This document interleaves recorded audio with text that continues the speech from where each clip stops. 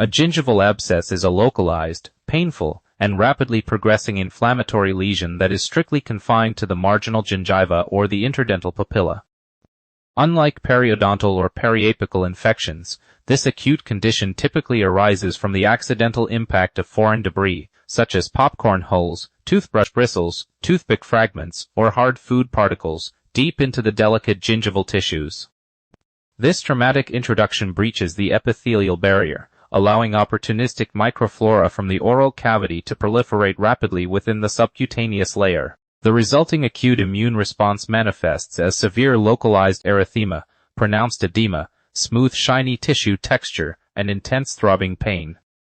Within a brief period, the localized tissue destruction and accumulating polymorphonuclear leukocytes form a fluctuant, purulent collection that necessitates urgent clinical evaluation. The definitive treatment for a fluctuant gingival abscess centers on immediate surgical decompression to evacuate the purulent exudate and relieve intense tissue pressure. Under direct visualization and utilizing excellent illumination, a precise incision is performed at the most fluctuant point of the swelling using a sterile number 15 or 11 scalpel blade.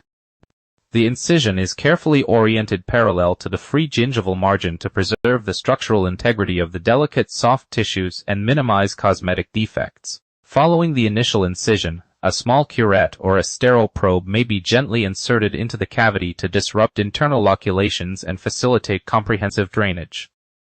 The entire pocket is then copiously irrigated with a warm sterile saline solution or a chlorhexidine rinse to flush out remaining debris, bacterial pathogens, and tissue slough.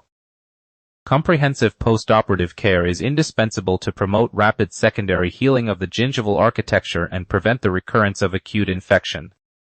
Warm, mild saline rinses are prescribed to be performed several times daily starting 24 hours post-procedure to keep the surgical site clean and stimulate local circulation.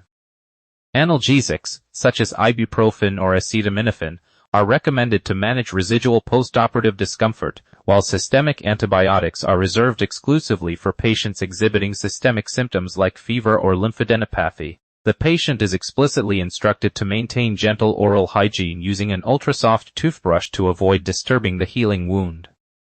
A follow-up appointment is routinely scheduled within 48 hours to assess the resolution of erythema, confirm complete drainage, and ensure proper tissue healing.